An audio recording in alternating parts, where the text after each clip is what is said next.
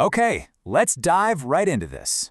Welcome to today's Explainer. We are countdowning the ultimate game over screens in the video game industry. We're looking at the top 10 video games that completely, and I mean literally, wiped out their developers' financial health bars. You know, not every failed game sinks a studio, right? But the titles on our list today? Oh man, they hit like an absolute wrecking ball straight through the company's treasury. So what actually happens when a single game drains a studio's entire life bar? Well, we aren't just looking at mildly bad games here, or temporary financial hiccups. No, we are examining catastrophic financial misfires that forced entire studios to permanently close their doors. We're going to run through a straightforward top 10 list of the most disastrous launches, totally unsustainable development costs, and massive commercial failures in all of gaming history. All right, kicking off our countdown at level 10. We've got Silicon Knights, a studio that ultimately closed its doors, and the game that basically served as the beginning of the end for them, their action RPG, Too Human. Now, Too Human spent nearly a decade in development, but it wasn't just development hell, it was legally cursed. The studio became tangled up in this infamous, highly publicized lawsuit with Epic Games. And this brutal legal battle, paired with the game's incredibly poor sales when it finally did release, well, it acted like a constant damage over time effect. It left Silicon Knights completely financially devastated. They kind of lingered for a few years, but the damage was fatal, leading to their definitive closure in 2014. Let's keep it moving. Hitting level 9 on our list, Dagatana, developed by Ion Storm Dallas. This one was heavily marketed by John Romero as the absolute next revolution in shooters. The hype was just astronomical. But the reality? Years of brutal delays meant that by the time it finally launched, the technology was already severely outdated, and the reviews were, well, deeply disappointing to say the least.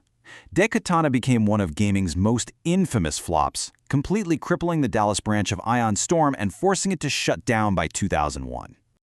Dropping down to level 8, we're looking at the game APB. This was developed by Real Time Worlds, a studio that closed its doors in 2010. And the pedigree here was huge, right? It was created by David Jones, literally the mind behind Grand Theft Auto.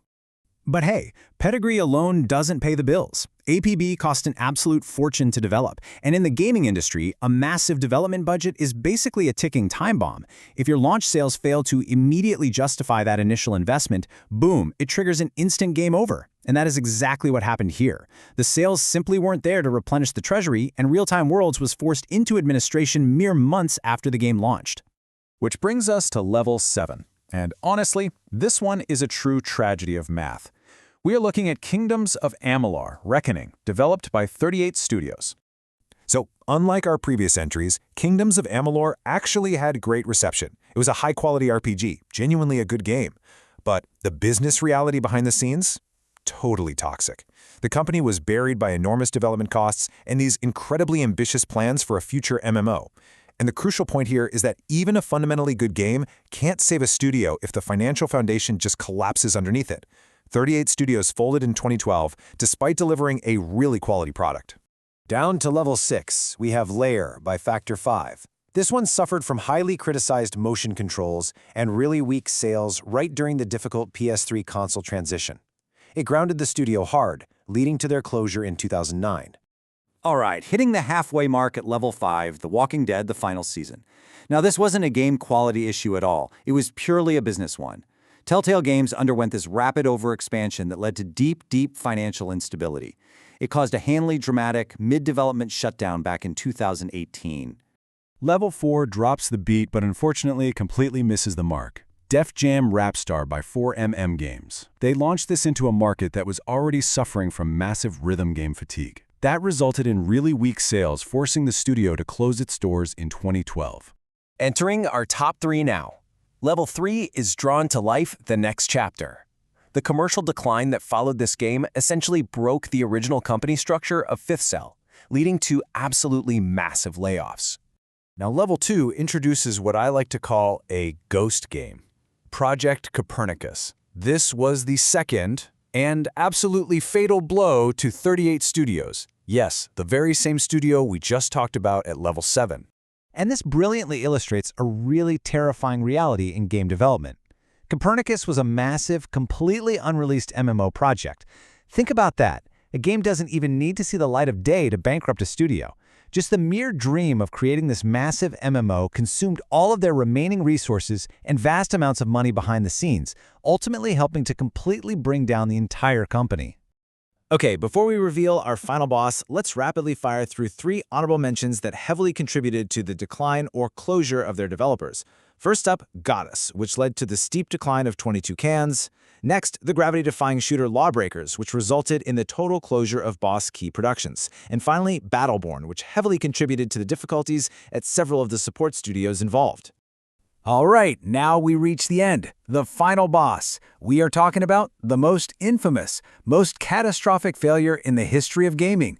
A game so completely disastrous, it actually became known as the poster child for the 1983 video game crash.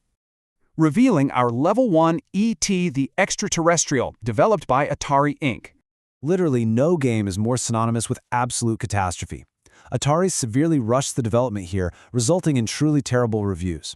And they manufactured millions of cartridges that went completely unsold. I mean, it was such a spectacular failure that millions of these unsold cartridges were famously buried out in the New Mexico desert. They turned a single disastrous release into actual gaming folklore. And while Atari did survive briefly afterward, the company's dominance was shattered beyond repair. So what does this all mean? When we perform an autopsy on these failures, a really clear pattern emerges.